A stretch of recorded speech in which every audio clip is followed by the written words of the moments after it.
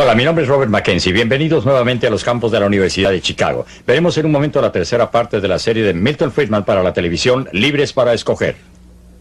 Hemos llegado hasta ahora a conocer el apasionado pensamiento de Friedman acerca del modo de vivir de la gente. Dice que cuando la gente persigue sus propios intereses, todos salen favorecidos. Es por eso que él está fuertemente en desacuerdo con el control gubernamental. Realmente es difícil ver a los Estados Unidos como un país libre debido al extenso control gubernamental en la vida económica de los norteamericanos. Ahora, en este programa, él nos muestra toda la evolución sufrida desde el colapso de 1929, la depresión de los años 30 y las consecuencias que las dos dejaron.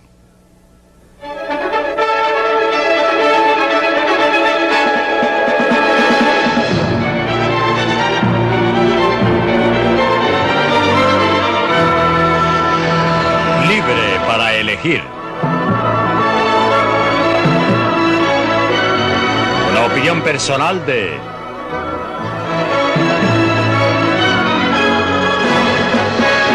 Milton Friedman. Anatomía de la crisis. Nueva York, la calle de Lansing, en el bajo lado oeste. No precisamente una de las vistas más conocidas de la ciudad. Sin embargo, lo que ocurrió en esa calle hace casi 50 años sigue afectándonos a todos hoy día.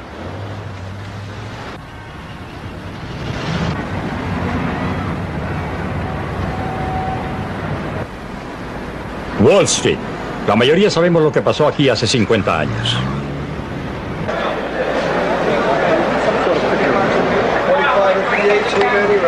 En el interior de la Bolsa de Valores, el jueves 29 de octubre de 1929 se vino abajo el mercado.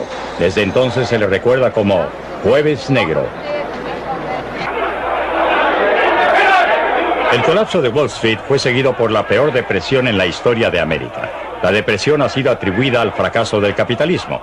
No fue así, pero persiste el mito. Lo que pasó en realidad es diferente. Aun cuando las cosas se veían muy superficialmente, el comercio había empezado a decaer a mediados de 1929. El derrumbe de Wall Street intensificó la recesión. El mismo efecto tuvieron las quiebras bancarias en el sur y en el oeste.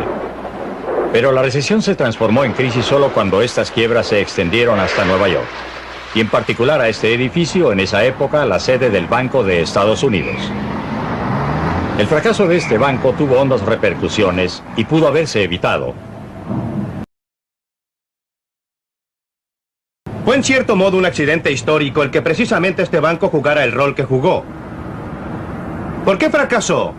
Era un banco perfectamente sólido. Bancos con situaciones financieras peores que las de él habían tenido dificultades y se habían salvado con la cooperación de otros bancos. La razón por la que se salvó tiene que ver con su carácter relativamente político. Primero su nombre, Banco de Estados Unidos. Un nombre que hacía creer a los inmigrantes que era un banco oficial del gobierno, cuando en realidad era un banco simplemente comercial. En segundo lugar, sus dueños, judíos. Tanto su nombre como la naturaleza de sus dueños, que atraían a un número tan grande de depositantes de entre los muchos hombres de negocios judíos de la ciudad de Nueva York. También tuvo como consecuencia el alienar a otros banqueros a los que no les gustaban ni las ventajas que le daba el nombre ni la naturaleza de sus dueños. Como resultado, los demás bancos estaban dispuestos a circular rumores que ayudaron a crear un ambiente que llevó a retiros masivos, poniendo al banco en dificultades. Frente a estas dificultades del banco, los otros bancos no prestaron su acostumbrada ayuda para salvarlo. A solo unas cuadras está el Banco Federal de la Reserva de Nueva York. Era aquí donde se podía haber salvado el Banco de Estados Unidos. Se había establecido el sistema de Reserva Federal hacía 17 años, precisamente para prevenir las peores consecuencias de los fracasos bancarios. El Banco Federal de la Reserva de Nueva York, cuyos directores hoy día se reúnen en esta sala, ideó un plan conjuntamente con la Superintendencia de Bancos para el Estado de Nueva York para salvar al Banco de Estados Unidos. Su plan requería la fusión del Banco de Estados Unidos con varios otros bancos, como también un fondo en garantía suscrito por otros banqueros para asegurarle a los depositantes que el activo del Banco de los Estados Unidos estaba a salvo y seguro. El Banco de Reserva citó reunión tras reunión para poner en operación el plan. En un momento había acuerdos y en otros no. Finalmente, en una reunión que duró toda la noche el 10 de diciembre de 1930, los demás banqueros, y muy en especial J. Pierpont Morgan, rehusaron suscribir el fondo de garantía y el plan se fue al agua. Al día siguiente, el Banco de Estados Unidos cerró sus puertas para no abrirlas nunca más. Para sus depositantes que veían congelados sus ahorros y arruinados sus negocios, el cierre fue trágico. Pero cuando finalmente se liquidó el banco, en los peores años de la depresión, devolvió 92,5 centavos por dólar. De haber cooperado los otros bancos, nadie habría perdido un céntimo.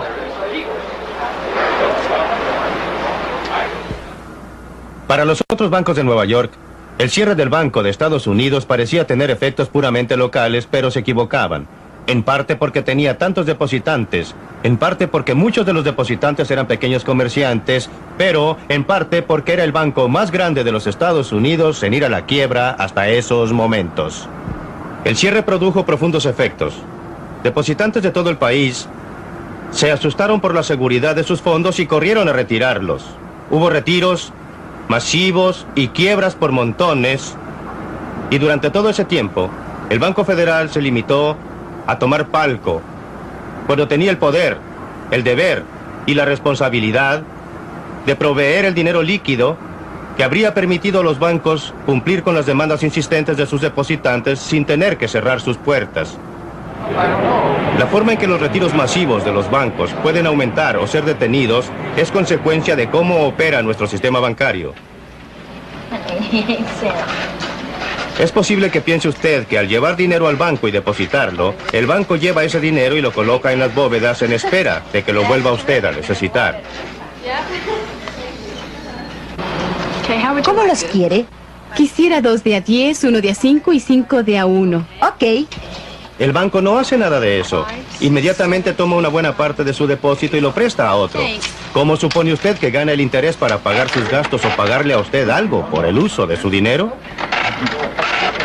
En realidad, si todos los depositantes de todos los bancos trataran todos a la vez de retirar sus fondos, entonces el efectivo disponible en todos los bancos del país no alcanzaría a cubrir ni la mitad de sus demandas.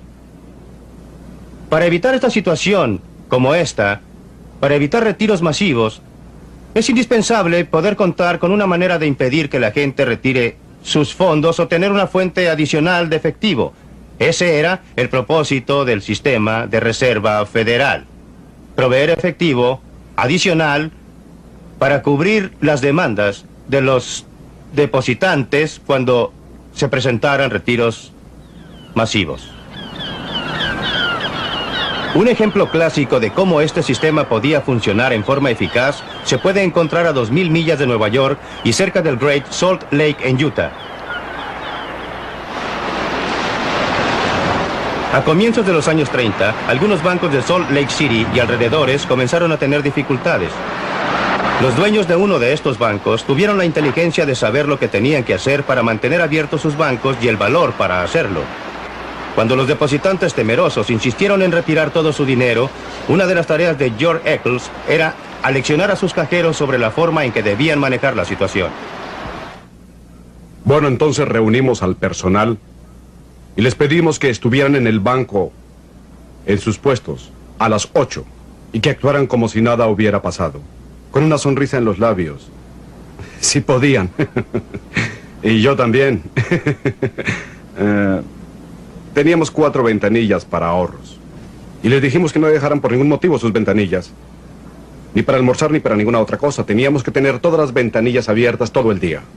Pero lo importante era que sabíamos que tendríamos una larga cola ahí. Así que no serviría de nada apurarse, porque la cola continuaría. Así es que dijimos, ahora cuando reciban un pedido de retiro y una libreta, verifiquen la firma, aun cuando conozcan a su amigo Juan Soto, con el propósito de ganar tiempo. Entonces, cuando paguen el dinero, no paguemos en billetes de a $100. Vamos a pagar con 5, 10 y 20. Y cuéntelo 2 veces. Y entréguenlo con una sonrisa. El banco sobrevivió la mañana, pero no les quedaba suficiente efectivo. Así que en la tarde le pidieron más al Banco de la Reserva Federal. Así es que la Reserva Federal envió el carro blindado. Un guardia entró con 2 bolsas llenas de efectivo, abriéndose paso entre la multitud. El subgerente Morgan Kraft también entró y Mariner, mi hermano, lo pescó al señor Kraft del brazo y le dijo: ahora súbase a ese mostrador de mármol y dígale a esas personas que ha traído mucho dinero y que hay más en el lugar de donde lo trajimos, y lo hizo. Entonces Mariner se subió y dijo: ahora han escuchado eso, no vamos a cerrar, vamos a permanecer abiertos mientras ustedes necesiten su dinero. Así que no se preocupen. Claro que también teníamos otro banco en la ciudad, lo llamamos y le pedimos que tampoco cerrara. Nos dijo: bien, pero no puedo, no tengo suficiente efectivo. Así que le hicimos un préstamo provisorio por si alguno de nuestros bancos cerraba durante el pánico por retirar. El estado mental del público sería tal que nosotros no lo podríamos detener en nuestro banco. Vendrían todos hasta que sacaran todo su dinero. El banco sobrevivió a los retiros masivos del primer día. Es hora de cambiar de táctica. El segundo día sería muy diferente. Así es que esa tarde reunimos a todos nuestros empleados porque sabíamos que al día siguiente las personas que habían trabajado durante el día y escuchado lo sucedido a la mañana siguiente los tendríamos de nuestro lado. Pensamos que no podíamos permitir que se juntara una multitud en el lobby del edificio. Así es que les dijimos a nuestros cajeros, yo les dije: ahora ustedes paguen este dinero lo más rápido posible para que al entrar la gente no vean una cola. Paguen con billetes de $100 y no dejen que se forme nunca una cola frente a sus ventanillas. Bueno, nunca se formó, y así alrededor del mediodía la gente iba y venía en forma normal. Y el pánico colectivo había terminado. Fue todo cuestión de asegurar al público que podía sacar su dinero. El sistema de la Reserva Federal estaba allí para asegurar que esto fuera así, abasteciendo de dinero a los bancos. ¿Por qué no evitó ese sistema la Gran Depresión de 1929? Porque de 1929 a 1930, después del colapso del mercado de valores, el sistema de la Reserva Federal permitió que la cantidad de circulante disminuyera paulatinamente, asfixiando la estructura monetaria. En diciembre de 1930, la cantidad de circulante había disminuido en 3%, lo que quizá no parezca mucho, pero una economía que está creciendo necesita dinero adicional para impedir la deflación y otros problemas, además. Dado esta asfixia del sistema monetario, lo que pasó después de eso fue más o menos inevitable. Si el Banco de Estados Unidos no hubiese fracasado, otro banco habría sido la víctima. Habría fracasado y habría provocado más retiros masivos. Una vez comenzados, la Reserva Federal pudo haber impedido que tuvieran las consecuencias desastrosas que tuvieron, al acudir en ayuda del sistema bancario en general y creando dinero, proporcionando el efectivo necesario para hacer frente a las demandas. Por lo demás, al momento en que los depositantes empiezan a retirar su dinero de los bancos, hay una tendencia marcada a que la cantidad de circulante caiga. Cada dólar en efectivo que se retira de un banco está respaldando varios dólares en depósitos. La Reserva Federal, de haber intervenido, comprando bonos del gobierno en grandes cantidades, proporcionando efectivo, los depositantes habrían visto que podrían retirar su dinero y no lo seguirían haciendo. Curiosamente, los del Banco de Reserva de Nueva York sabían que esta política era la correcta. Nadie la había propiciado con más énfasis que Benjamin Strong, el primer jefe del banco. En forma trágica para América, murió 2 años antes de la verdadera crisis. Con la muerte de Benjamin Strong, un hombre realmente extraordinario, que no solo dirigió el Banco de Nueva York, pero que fue la figura clave de todo el sistema federal de reserva, comenzó una batalla por el poder entre Nueva York, los otros bancos y el directorio en Washington. Perdió Nueva York. Los otros bancos y aún más el directorio en Washington ganaron. Fue un evento que pasó desapercibido, pero fue el primer paso de ese movimiento masivo de poder hacia Washington que ha dominado nuestras vidas desde entonces. Hoy, este edificio alberga el Departamento del Tesoro de los Estados Unidos. Pero en esa época, el directorio de la Reserva Federal también tenía sus oficinas modestas en algún lugar del mismo edificio. El traslado del poder se concretó pocos años después, cuando el directorio obtuvo su propio y magnífico templo a pocas cuadras de aquí en la Avenida Constitución. A pesar de los excelentes consejos desde Nueva York, el sistema se negó a comprar bonos del gobierno, algo que habría proporcionado efectivo a los bancos comerciales y que les habría permitido responder mucho más fácilmente a las demandas de sus depositantes. En cambio, créalo o no, el sistema se quedó sin intervenir, mientras en todas partes quebraban los bancos. Como dijo uno de los jefes del sistema de reserva, tenían que guardar sus cartuchos para el caso de una verdadera emergencia. Pero si esto no era una emergencia, ¿qué era? Al cerrar un banco tras otro, se producía una reacción en cadena, destruyendo a su paso la moneda.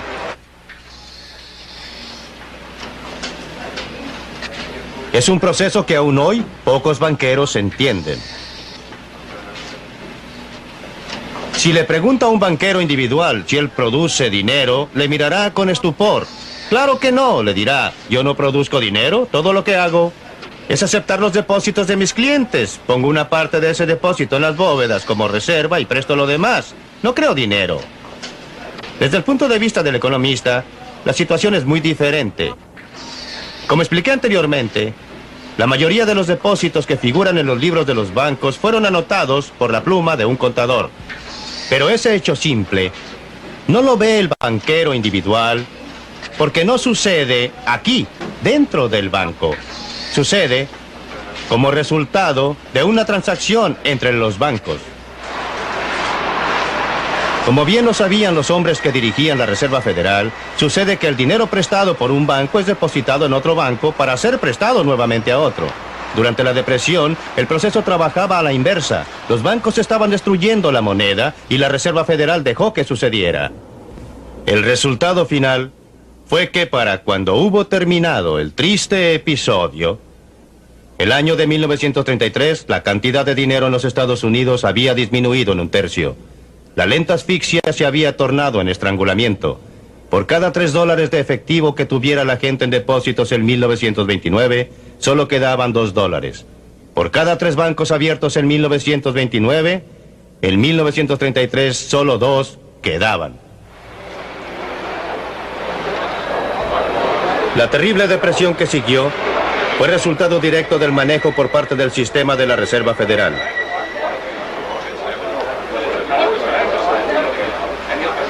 Sus políticas monetarias apagaron cualquier esperanza de una recuperación económica. Peor aún, la depresión americana traspasaría las fronteras debido a lo que está detrás de estas puertas.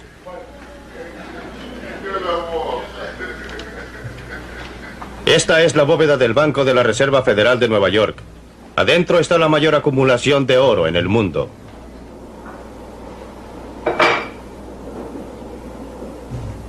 Porque en 1929 el mundo se basaba en un patrón oro, estas bóvedas, donde se almacenaba el oro de los Estados Unidos, ofrecen una buena prueba para saber dónde se originó la depresión. De haber empezado la depresión en Europa o en otro lugar del mundo, los Estados Unidos habrían perdido oro. Habría salido del país más oro del que entraba. Si por el contrario, la depresión empezaba en los Estados Unidos, sucedería lo contrario. Habría entrado más oro desde el exterior al sentirse allí los efectos de nuestra depresión. En realidad, eso es exactamente lo que ocurrió. Cuando el sistema monetario internacional se basaba en el oro, las reglas del juego eran estas. El oro en los Estados Unidos debía determinar la cantidad de dinero emitido por la Reserva Federal.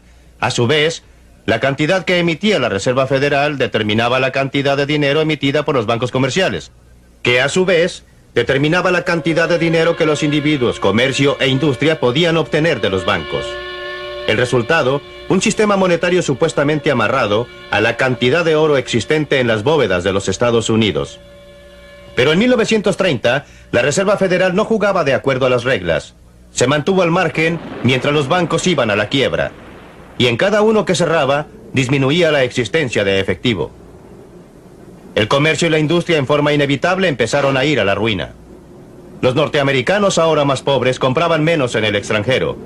Gran Bretaña fue uno de los países que se vio afectado, porque al igual que los Estados Unidos, también tenía su estructura monetaria basada en el patrón oro. El problema era que ahora la Gran Bretaña vendería menos al extranjero. Fue cortada la venta de oro, pero no lo suficiente. Bajo las reglas del patrón oro, la Gran Bretaña tendría que pagar la diferencia en oro. Con cada lingote de oro embarcado, disminuía su existencia de dinero. Una depresión que ya había comenzado, empeoró. El oro británico empezó a llegar a Estados Unidos supuestamente para constituir un nuevo incremento de la industria monetaria. Pero no lo quiso así la Reserva Federal y simplemente guardó el oro. ¿Los resultados? Gran Bretaña tuvo dificultades hasta en 1931, cuando dejó el patrón oro, cortando la relación entre la existencia del oro y la existencia de dinero. En los Estados Unidos, que sufría la peor de las depresiones de su historia, había oro de sobra, pero de nada servía.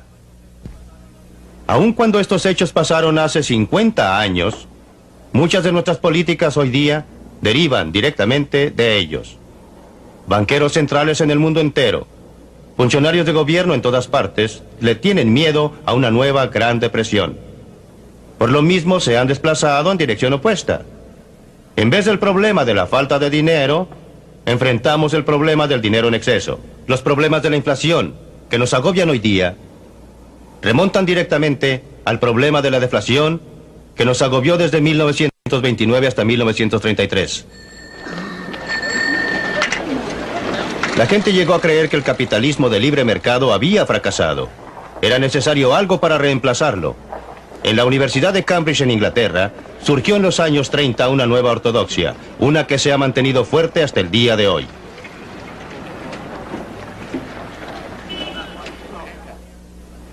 Debe su influencia al cerebro brillante de un hombre, John Maynard Keynes, quien fue sin duda uno de los economistas más grandes de todos los tiempos. Al igual que otros economistas de su generación, vio en la Gran Depresión una paradoja y un desafío. Era una paradoja porque parecía contradecir algunos de los principios fundamentales que los economistas daban por sentado. Keynes encaró el reto, construyendo hipótesis complejas y sofisticadas que no solo explicaban lo que estaba sucediendo, pero que ofrecían una solución, una manera de terminar con la depresión y evitar episodios similares en el futuro. La médula de su teoría era que no importaba lo que sucediera a la cantidad de dinero, lo que realmente importaba era la categoría precisa del gasto. En jerga de economistas quería decir gasto autónomo. ¿Qué tipo de gasto es ese? Podría ser en inversión de empresas, en construcción de fábricas, en ampliar el número de máquinas, en aumentar inventarios. Podrían ser gastos de particulares en construcción de casas. O más importante aún, gastos a déficit presupuestarios del gobierno. Si el gasto de particulares, con el propósito de invertir en la construcción de casas, no bastaba para mantener un empleo completo, entonces el gobierno podría entrar, gastar algo y suplir la diferencia. Fue así como nació la teoría del cebado. Esta teoría fue una bendición para los políticos que habían buscado cualquier pretexto. A lo largo de los años, los políticos han estado muy prontos a gastar. Siempre que no tuvieran que gravar a los ciudadanos con contribuciones, y aquí se presentaba una teoría científica con el más solvente apoyo que justificaba lo que todo el tiempo habían querido hacer. No es de extrañar que el gasto gubernamental aumentara más rápidamente que nunca, o que los déficits presupuestarios hayan sido la orden del día, aún sin la excusa de la guerra a gran escala. En los Estados Unidos, la nueva administración Roosevelt hizo suyo el enfoque keynesiano. Autorizó gastos masivos para proyectos del gobierno. Involucraba al gobierno cada vez más en la dirección de la economía. Desarrolló programas destinados a proporcionarle seguridad a todas las personas. En Inglaterra también, la idea que solo el gobierno podía apoyar la economía se cimentó, como queda claro en esta película de la época.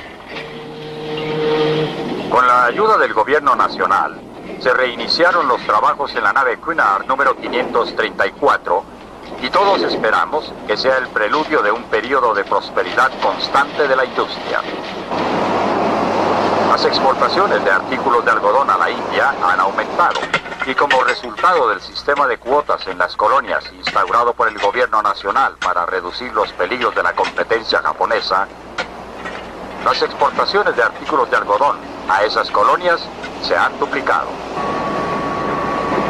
Una de las contribuciones más importantes del gobierno nacional hacia una mejoría de las condiciones sociales ha sido una campaña habitacional sin paralelo en nuestra historia.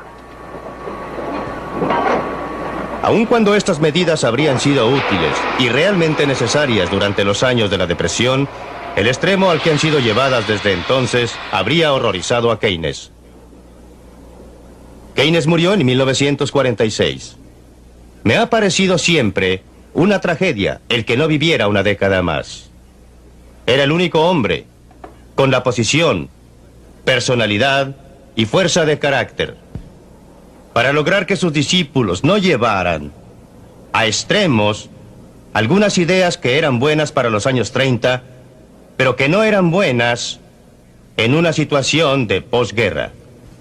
Que esto lo hicieran, lo sugirió en un artículo que escribió justo antes de su muerte, el último artículo que escribiera, publicado después de su muerte. En ese artículo expresó serias reservas respecto al extremo a que fueron llevadas sus ideas por algunos de sus discípulos. De haber estado el presente, si hubiese vivido otra década, quizás se habría evitado la inflación que estalló después de la guerra.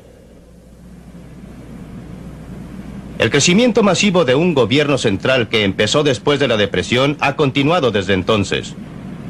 Más aún, ha aumentado en los últimos años. Cada año hay más edificios en Washington ocupados por más burócratas administrando más leyes. La Gran Depresión convenció al público que la empresa privada era un sistema fundamentalmente inestable, que la depresión representaba el fracaso del capitalismo de libre mercado y que al gobierno le tocaba el papel central de intervenir para estabilizar la economía y proporcionar seguridad a sus ciudadanos. La aceptación general de esta opinión motivó el enorme crecimiento del poder del gobierno que se sucedió en las décadas que siguieron y que sucede aún. Sabemos ahora, y lo sabían entonces muchos economistas, que la verdad sobre la depresión era muy diferente. La depresión se produjo, o al menos empeoró, por políticas monetarias perversas seguidas por las autoridades norteamericanas. Muy lejos de ser un fracaso del capitalismo de libre mercado, la depresión era un fracaso del gobierno. Desafortunadamente, ese fracaso no terminó con la Gran Depresión. Desde entonces, el gobierno ha tratado de afinar la economía. En la práctica, tal como sucedió durante la depresión, lejos de estabilizar, el gobierno ha sido la causa y principal fuente de inestabilidad.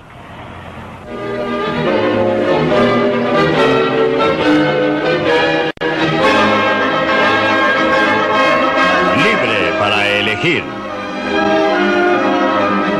El colapso de 1929 y los que se sucedieron no fueron los primeros en su especie. El capitalismo había estado sometido a depresiones severas desde los comienzos de la Revolución Industrial. Era, sin embargo, la primera vez que el gobierno intentaba intervenir en forma seria y lo hizo muy mal. La enseñanza que sacaría yo es muy simple. El gobierno es inevitable, las expectativas del público son justas. El gobierno debiera hacerlo mejor. Curiosamente, el gobierno mejoró hasta hace muy poco. Hasta octubre de 1973, yo diría que el gobierno tuvo un éxito mediano en sus esfuerzos por corresponder a los deseos del público. No me arrepiento de ser uno de los proponentes de una intervención del gobierno, una intervención inteligente. Pero yo describiría mucha de la intervención que siguió al gran colapso de 1929 como bastante inteligente. Pero miremos otra vez el argumento de que tal como sucedió durante la depresión, lejos de promover la estabilidad, el gobierno mismo ha sido la mayor fuente de inestabilidad. Yo no creo que haya ninguna estabilidad a este lado del cementerio. Lo que quiero decir es que no creo que importe cuál sistema se emplee, no va a poder mantener un nivel determinado con ningún sistema operado por seres humanos. Los gobiernos de ahora son más grandes y por lo tanto una fuente mayor de influencia tanto para el bien como para el mal. Y pienso, al igual que el señor von Hoffman, que no se puede obtener una estabilidad perfecta dado que van a tener más los gobiernos. Dado que hay funciones legítimas de gobierno, también existen riesgos en tener a un gobierno tan activo como el nuestro, sí. Peter J. Creo que el gobierno es un dios que ha fracasado. Tenemos demasiado gobierno cuando necesitamos menos y ha fracasado en su intento por prevenir las formas modernas de inestabilidad económica como las que se presentaron en la preguerra. No creo que el gobierno sea la principal fuente de esa inestabilidad y tampoco creo que deshaciéndose de él o reduciéndolo, con lo cual concuerdo, se elimine la inestabilidad. Yo lo explicaría así. Hubo un gran economista con una doctrina suficientemente esotérica, pero que podía no obstante ser traducida, como lo hizo el Dr. Friedman en la película, a un inglés simple. En una época en que la Gran Depresión causó problemas tan serios a tantos y surgió el deseo, muy natural en el ser humano, de que nunca volviera a suceder algo similar. He aquí que coincide en una teoría apropiada con un sentimiento público apropiado. Y supongo que el símbolo en los Estados Unidos fue el paso en 1946 del Acta del Empleo de ese año que, aun siendo una medida débil, fue no obstante la declaración pública de una obligación del gobierno de hacer algo respecto al empleo y la prosperidad económica en buena hora, ¿verdad? Ahora, eso es realmente el meollo del asunto. ¿Está de acuerdo en que era bueno que el gobierno aceptara esa obligación en ese preciso momento? Creo que es importante distinguir entre dos asuntos completamente diferentes. Existe la pregunta relativamente estrecha de si Keynes estaba en lo cierto al creer que se podía estabilizar la economía con respecto a una variable verdaderamente esencial, el desempleo, aplicando cierta técnica de la que hablaba. Podríamos pensar ahora que estaba equivocado, pero eso es cuestión aparte de la cuestión filosófica, política amplia, asociada con el socialismo, con los socialdemócratas y muchos otros llamados pensantes de izquierda, de que el deber del gobierno en tanto pueda es preocuparse no solo con la defensa y la ley y el orden y los asuntos tradicionales, pero también con el bienestar social y económico de una sociedad. Ahora eso es una política amplia filosófica. ¿Es eso un desastre como Milton pareció sugerir o fue algo útil y provechoso lo que pasó? Bueno, ese es uno de los grandes, quizá el más grande de todos los debates político-filosóficos sobre si se debe o no se debe creer que una sociedad colectivamente en forma colectiva deba preocuparse de estas cosas y tiene el derecho, habiéndose preocupado por ley y por intermedio del gobierno y otros medios, intentar corregirlos. Bueno, me parece que los norteamericanos desde hace un siglo creen eso. William McKinley utilizó para su candidatura el eslogan de una vianda llena, por lo que la noción de que la prosperidad es responsabilidad del gobierno, que data de 1930, creo que es errónea.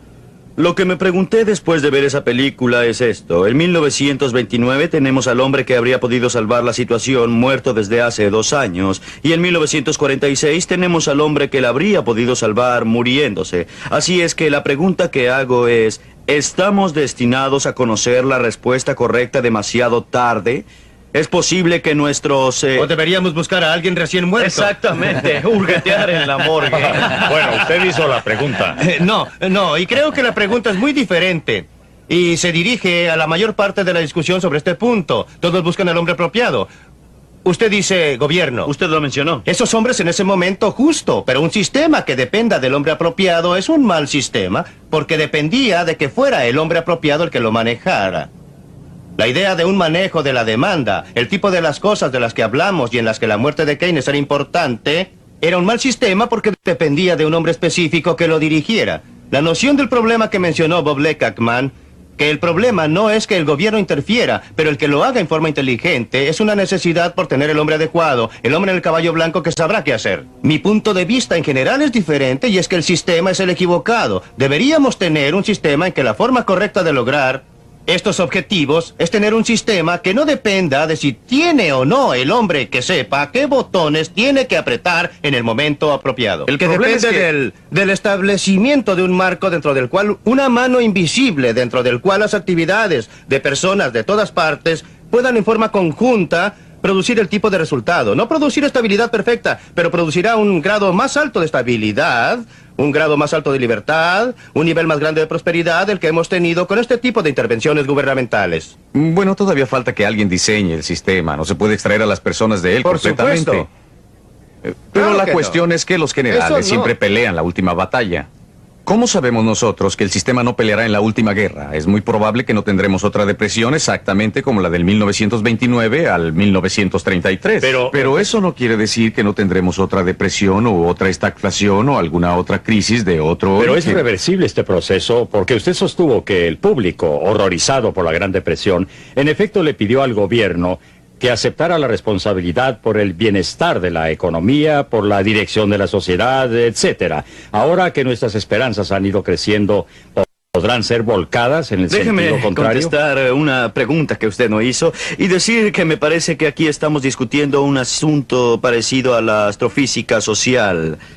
Y esa pregunta es, ¿tenemos una mano invisible o estamos en una estrella de guerra en que estamos tratando de diseñar una computadora que se va a encargar de la navegación de esta cosa? En otras palabras, me parece que allí está nuestra pregunta central. ¿Existe un mecanismo que se pueda colocar en el centro de la nave espacial que operará a pesar de quien lo capitanee y en qué momento? No creo que sea una pregunta económica, sino creo que es una pregunta que se acerca a la religión. Pues bien, eso en realidad no está en nuestra agenda. ¿Y por qué no? Me atrevo a repetir la pregunta, aun cuando está vigente en la mente del público. ¿Puede invertirse el proceso en el que la opinión pública espera del gobierno un resultado feliz? Oh, no, de ninguna manera. Y sería muy tonto de parte del público, que por lo demás es más cuerdo que académico, llegar a esta conclusión. Miran a su alrededor y ¿qué ven? Ven una colección de manos visibles aferradas a la Exxon, a otras corporaciones grandes. Estos no son competidores pequeños e independientes batallando por el favor del público. Son organizaciones grandes con bastante influencia en sus respectivos mercados. La interferencia del gobierno, por muy torpe que a menudo sea, es una respuesta casi inevitable a las obvias manipulaciones de las grandes corporaciones privadas. Si esto lo dice como académico, estaríamos hablando de hechos históricos. Ahora bien, la historia nos dice que el crecimiento del gobierno no ha sido el resultado de las cosas que usted indica. No son las grandes corporaciones, no son los grandes sindicatos, no es el desarrollo de la tecnología lo que ha producido la gran parte del crecimiento del gobierno. El mayor crecimiento del gobierno en nuestra época ocurrió en el área de redistribución. Ocurrió en el campo del diseño de programas que sacan de algunos para dar a otros. No vamos a analizar estos ahora, ya que los discutiremos en los 2 próximos programas para tratar precisamente de si la intervención del gobierno que fue suscitada por la Gran Depresión ha sido un éxito o un fracaso. Pero para volver a lo suyo, las bases que da para una mayor intervención del gobierno no tienen casi nada que ver con el crecimiento real del gobierno hoy día. Sin embargo, al final de la guerra, inmediatamente después de la Segunda Guerra Mundial, se pensó que el gobierno iba a participar especialmente en la Gran Bretaña, en Francia, en la planificación centralizada, en gran escala de la economía. Debido a la experiencia de la guerra, cuando el gobierno estaba profundamente... Sí, en Alemania y Japón también. Sí, Alemania y Japón también. Era la guerra. Crearon un mito tal como el que creó la Gran Depresión. O más bien fortaleció el mito de la responsabilidad gubernamental. Sí, pero creó un mito diferente. Este es el tema que no discutimos muy a fondo en la película. Lo hemos discutido en un libro que estamos publicando bajo el mismo título para acompañarlo. Pero el gran mito creado por la guerra fue el mito de que el gobierno era eficiente, y lo era. Ganamos la según guerra. los propósitos de tiempo de guerra, por lo menos en Gran Bretaña y en los Estados Unidos. No fue tan eficiente en Alemania y los países perdedores. ¿Pero por qué fue ese mito? Un mito porque una cosa es que el gobierno planifique y maneje una economía con un solo propósito predominante, un solo objetivo, ganar la guerra. Y es algo muy diferente el que el gobierno maneje la economía para satisfacer los muchos gustos de todos nosotros, de un gran número de personas en un mundo complejo. Y usted pregunta si se puede cambiar la opinión de las personas. Sí. Yo no puedo cambiar sus opiniones, usted no puede, pero la experiencia sí puede cambiarlas. ¿Hay alguien ahora que todavía crea que el gobierno es una forma eficiente de dirigir una empresa industrial? Creo que su pregunta de si puede lograr que el genio vuelva otra vez a la botella es importante. Es indudable que en países democráticos habrá una presión pública expresada a través del proceso político para que se corrija lo que parece estar mal. Lo único que inhibe esta presión es la duda de que se pueda lograr algo. No existe un deseo expresado políticamente de que el gobierno mejore el tiempo, porque es sabido que el gobierno no controla el tiempo. Era algo aceptado por la mayoría en la época del patrón oro, y antes de Keynes que no había nada que pudiera hacer el gobierno por superar los efectos de las depresiones que han ocurrido, desde entonces es generalmente aceptado. Milton quizás opine así, yo también quizás equivocadamente opine así. En fin, la mayoría cree que estos son asuntos manejables ahora y por eso se pide que la inflación no aumente demasiado y así sucesivamente. Guerra a las aspiraciones. Si usted, al igual que Milton, y en esto concuerdo con él, cree que en realidad el gobierno no puede manejar estos problemas y quiere reintroducir el genio en la botella, no lo podrá hacer por medio de las autoridades o sabios o académicos o simplemente diciendo, he aquí un nuevo reglamento, el gobierno no hará nada, no intervendrá, no operará, será simplemente un reglamento monetario. Tendrá que persuadir políticamente al pueblo de que su política forma parte de un sistema que puedan entender y que les permitirá alcanzar sus metas económicas y mínimas y que son básicamente alto porcentajes de empleos y precios estables y una o dos cosas más. Ahora, para poder lograr eso, deberá describir un sistema económico político que de hecho proporcionará ese resultado, y el público no creerá, y con razón a mi entender, que el simple hecho de volver al punto de partida donde creímos estar en 1930 o en 1870, descartando el gobierno y nada más, producirá el resultado deseado, y tiene razón en no creerlo. El tipo de visión cristalina de deshacerse del gobierno que usted está proponiendo, según mi opinión, no es muy consistente, que digamos. No, yo no estoy sugiriendo que no exista gobierno. Yo sugiero la existencia de un gobierno limitado. ¿Cómo lo hace usted? ¿Cómo fija esos que hoy límites? El presupuesto de Hugh, Housing, Education and Welfare, es 1,5 veces el total del presupuesto de defensa. No es ahí donde está el mayor crecimiento del gobierno.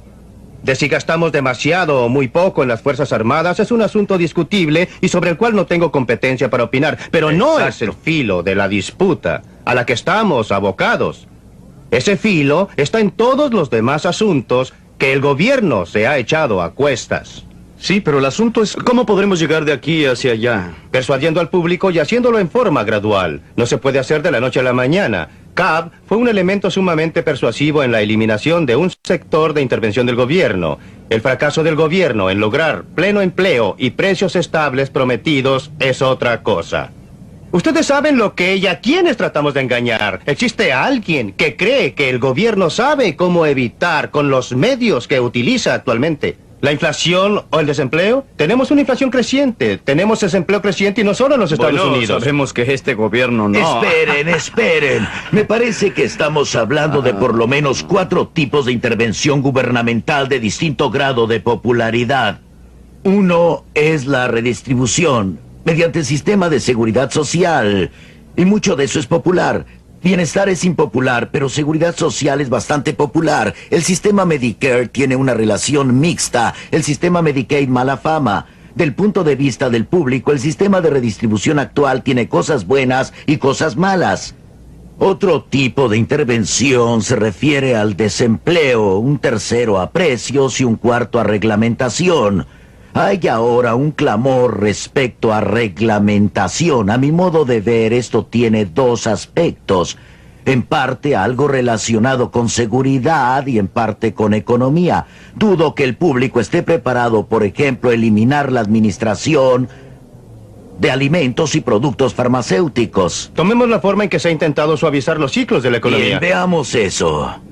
Creo que la manera en que republicanos, demócratas y varias administraciones en Inglaterra y en otras partes lo hicieron, aun cuando fue de manera desordenada entre 1945 y 1973, estuvo bien. El promedio de desempleo durante este periodo bastante largo fue quizás el más bajo de cualquier otro periodo en la historia de la economía.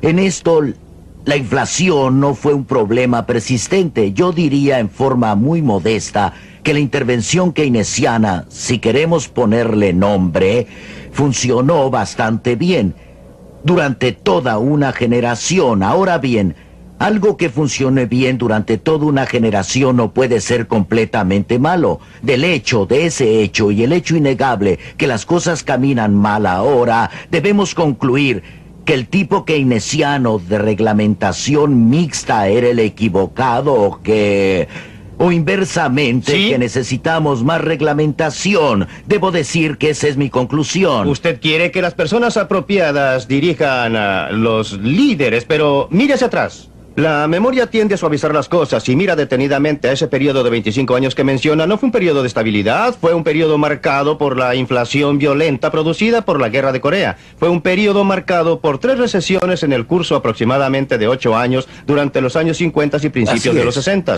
Fue un periodo de inflación que empezó a un paso lento pero galopaba a fines del 60. Fue un periodo que echó las bases para el tipo de situación en que nos encontramos ahora, en que tenemos más desempleo y más inflación. Bueno, yo no creo que fuera así exactamente. Quiero decir que hubo movimientos, pero no fueron los movimientos de los años 30. Hubo recesión en 1958, sí. Todos estábamos de acuerdo para llamarla recesión entonces, nos preocupamos, etcétera. Pero fue una cosa pequeña, de poca monta. Lo mismo fue verdad para periodos anteriores entre las grandes depresiones. Si toma el periodo entre la Gran Depresión en los Estados Unidos de 1870 y 1890, parece otro periodo igual. Si toma el que existió entre la Gran Depresión de 1890 y la Primera Guerra Mundial, con una pequeña, pero muy pequeña excepción, fue similar a eso. Por lo que tenemos, y este es un hecho histórico, es que, salvo las grandes depresiones, las que están todas relacionadas con colapsos monetarios e intervención gubernamental, en el periodo intermedio, la sociedad ha sido relativamente estable. Entre paréntesis, ¿no habremos llegado al punto en que no necesitemos experimentar nada similar a la Gran Depresión? Usted dice recesiones, sí, pero no tiene relación con lo que conocimos en los años 30. ¿Habremos solucionado el problema? Porque la gente... No lo hemos solucionado. Yo creo que la semilla subsiste. No concuerdo con el profesor Gleckman en que todo fue no lo quisiera malinterpretar, pero funcionó bien hasta 1973 y de repente falló. Me parece que la semilla de la inestabilidad de esta inflación estaba ahí desde antes. Con cada vuelta del ciclo económico, la inflación aumentó velocidad y a cada vuelta el desempleo tendió a aumentar. Pero aquí llego al punto de desacuerdo con el profesor Friedman. Concuerdo en que el gobierno ha fracasado y está destinado a fracasar en su intento por corregir esa inestabilidad. No concuerdo en que el gobierno sea la causa, ni que el hecho de remover o limitarlo eliminará esa inestabilidad, ya que su constitución, y concuerdo con todas las cosas que quiere incorporar en él, aun cuando yo quisiera incorporar más, deja operar libremente a los grandes capitales, y como respuesta a ellos, estamos seguros de tener también lo grande del lado laboral. Pero mi posición es que habiendo grandes organizaciones laborales, existirá la manera de establecer premios en la sociedad, no solo mediante sindicatos, sino mediante muchos procesos en que se juntan grupos para explotar el proceso político y los derechos legales y para defenderse contra la competencia, para los que la gente fija incentivos por sobre lo que los economistas llaman precio nivelador de mercado al trabajo. Fija niveles de salarios que hacen imposible el empleo de todos. Por lo tanto, tendrá una tendencia inherente al desempleo alto. Si los gobiernos reaccionan con el patrón keynesiano tratando de crear gastos que den empleo a esta gente, entonces concuerdo con el profesor Friedman que lo que se obtiene es más y más inflación, y si se quiere es causada por el gobierno, pero él es causa secundaria frente a una inestabilidad del sistema, y no hay nada en la constitución del profesor Friedman que corrija esa inherente contradicción o falta en la economía clásica occidental. ¿Niega usted, Peter? Veamos la reacción a esa Quisiera teoría. hacer una pregunta, Peter. ¿Niega usted que los grandes gobiernos juegan un rol importante en el aumento de los grandes capitales y el trabajo? Creo que se entremezclan. Dije una vez que grandes capitales producen lo grande del lado laboral y del lado del gobierno y conducen a grandes fracasos. En mi opinión, esa es la triste historia del siglo XX. Con ese camino con los grandes gobiernos? ¿Estaría mal? Grandes gobiernos producen grandes capitales, alto empleo y grandes fracasos también. No creo que históricamente haya ocurrido, pero usted y yo estamos de acuerdo. No queremos grandes gobiernos. Creo que hay algo decididamente malo con un hermoso sistema que produzca gobiernos grandes, torpes y agresivos. Enormes corporaciones con más influencia en el mercado que lo debido desde el punto de vista de la teoría de libre competencia. Sindicatos laborales que, por lo menos según algunas opiniones, tienen una influencia igualmente nefasta sobre el mercado. Debe haber una falla definitiva en el sistema capitalista que permite el desarrollo de estas instituciones. No me alarma porque soy socialista, pero yo estaría dispuesto a... Debe haber algo definitivamente equivocado en la filosofía socialista que permita los extraordinarios, los acontecimientos mucho peores, donde quiera que haya habido un intento efectivo de implantar un socialismo riguroso. La palabra socialismo tiene mucho significado. Podríamos entrar en una discusión muy seria sobre ese punto. Correcto. Posiblemente ambos tienen razón. Un capitalismo y un socialismo convencionales como se concibieron en el siglo XX están mal, y polarizar el debate entre estas dos alternativas simples empobrece la verdadera gama de alternativas político-económicas para las sociedades modernas. ¿Pero qué es lo que ha pasado? Una y otra vez, llamado al socialismo tras llamado, este tipo de socialismo, ese tipo de socialismo ha quedado en nada. Y cada vez surge la contestación. Lo que pasó es que fue un tipo de socialismo equivocado el que se adoptó, o las personas equivocadas lo implantaron. Usted se está contradiciendo. La Reserva Federal en 1929 fracasó. Era el tipo equivocado de capitalismo. Fue el tipo equivocado, de acuerdo, pero lo que estoy diciendo es diferente. Creo que puedo sacar ejemplos de la historia de los sistemas capitalistas en que el gobierno tuvo un rol relativamente limitado. No mi ideal del gobierno, haciendo muchas cosas que no quisiera que hiciera, pero les voy a presentar ejemplos que durante largos periodos de la historia fueron relativamente exitosos, en los que han surgido los mayores logros humanos, no solamente de economía, pero en todos los campos. Es muy difícil encontrar ejemplos pero de usted ahí está mirando hacia atrás en otros grandes gobiernos. Señor, usted dijo antes que no le gustaba mirar hacia atrás y ahora lo que parece es que lo está haciendo. No, yo no dije que no me gustaba épocas mirar hacia atrás. Lo que dije fue que mirar hacia atrás o hacia pero adelante tiene importancia no tiene importancia. En esta discusión, lo que queremos como lo es... dijo Bob Leckerman antes, y quiero que lo entienda, señor. La escala de las cosas y de los negocios ha aumentado, y usted decía que grandes gobiernos, grandes organismos laborales, grandes industrias, grandes firmas van juntos. Lo que no aceptó antes cuando Bob dijo que lo aceptaría de ahora en adelante. No lo acepto. Lo que sí acepto es que el gran gobierno es fundamental en la promoción de grandes organismos laborales, grandes capitales. No acepté el hecho que sin un gobierno grande tendríamos los grandes capitales y organizaciones laborales que le preocupan. Bueno, no creemos que los grandes capitales surgieron entonces del pero gobierno. ¿qué es lo que estamos tratando de hacer? ¿Realmente defender al gobierno grande es similar a defender la muerte y los impuestos? ¿Cuándo fue la última vez que se topó con alguien que estuviera en favor de gobiernos grandes? Hoy me encontré con Bob Leckerman. Pero eso no quiere decir no indiscriminadamente. Usted está en favor de ciertas A fin de cuentas, me gano la vida haciendo distinciones, por cierto, no sin base. Von Horman, usted tenía el uso de la palabra. Lo que iba a decir es que creo que la mayoría de nosotros no está en favor del concepto teorizado de un gobierno grande. El punto que me preocupa aquí es cómo, volviendo específicamente a su argumento sobre la política monetaria, cómo lograr, y aceptemos aquí que realmente, más aún diremos que aceptemos toda su teoría, instalemos ese mecanismo.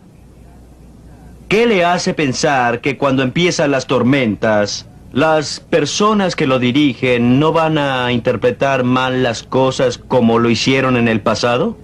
¿Por qué voy a temer? Si pudiera imponer mi voluntad, tendría un mecanismo que no requiere interpretación.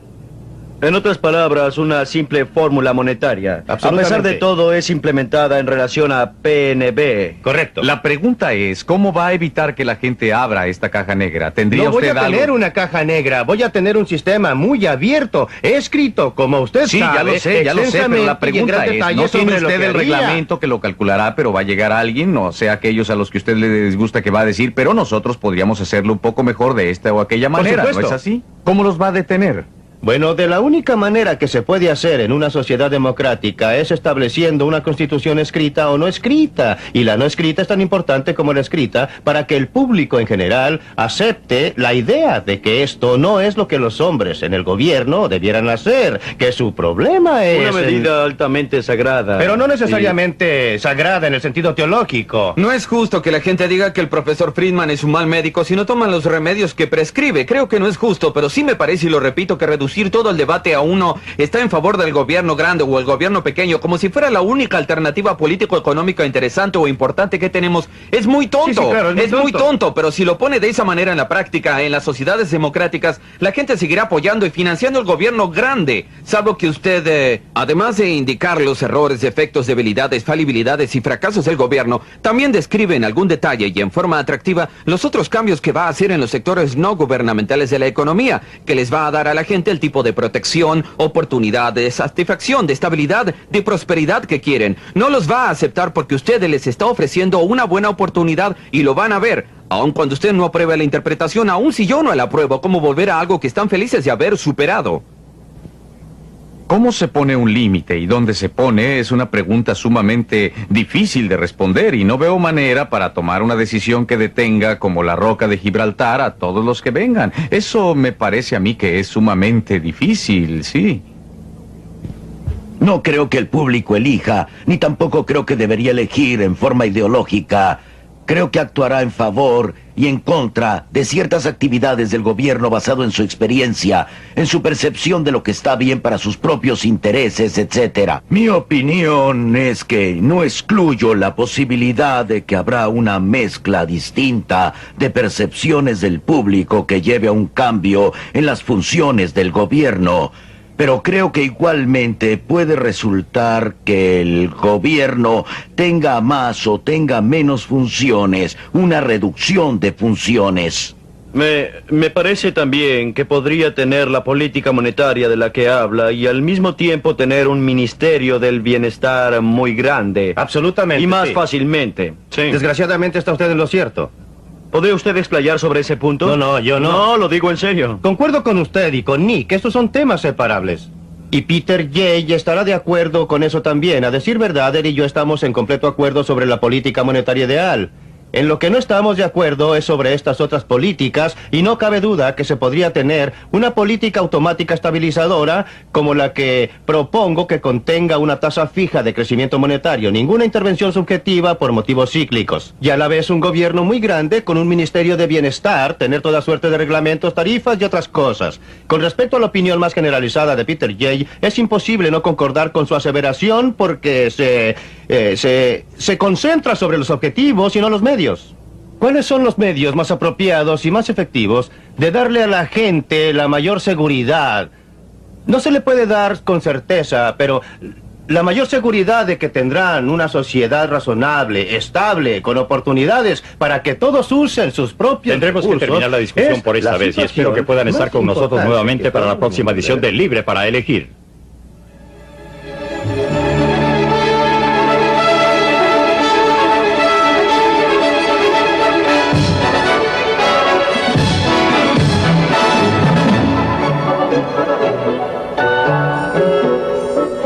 En la próxima edición, ¿es realmente el sistema de asistencia pública una ayuda al pobre y necesitado o por el contrario es solo un escandaloso despilfarro del dinero de los contribuyentes? ¿Es el HEW un instrumento de compasión y caridad o es el resultado de una superpoblada burocracia? No se pierda la cuarta parte de Libre para Elegir.